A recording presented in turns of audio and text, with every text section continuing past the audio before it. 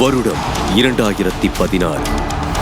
King கோலியின் வீச்சுக்கு முன்னால் அதுவரை இருந்த அனைத்து சாதனைகளும் அஸ்தமனமாக ஒரு புதிய சரித்திரத்தை உருவாக்கினார் இந்த மாவீரன்.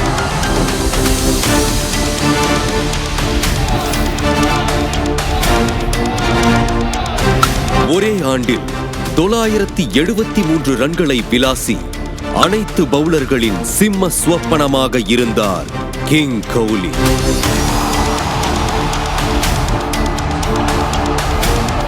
ரன் மெஷினாக இருந்த இவர் டன் மெஷினாக மாறி ஒரே ஆண்டில் 4 சதங்களை விளாசினார்.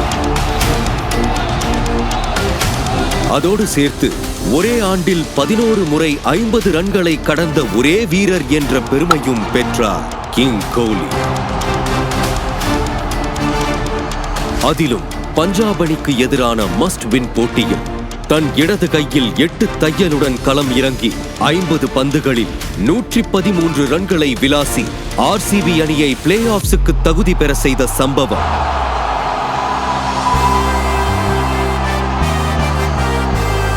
இவர்தான் உண்மையான மாவீரன் என்று இந்த உலகத்திற்கு உணர்த்தியது.